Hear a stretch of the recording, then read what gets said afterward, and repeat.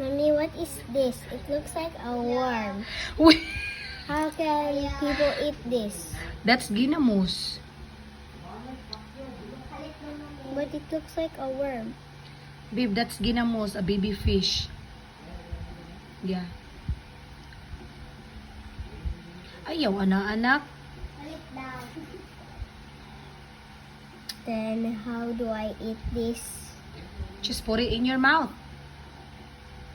Like this? Opo. Uy.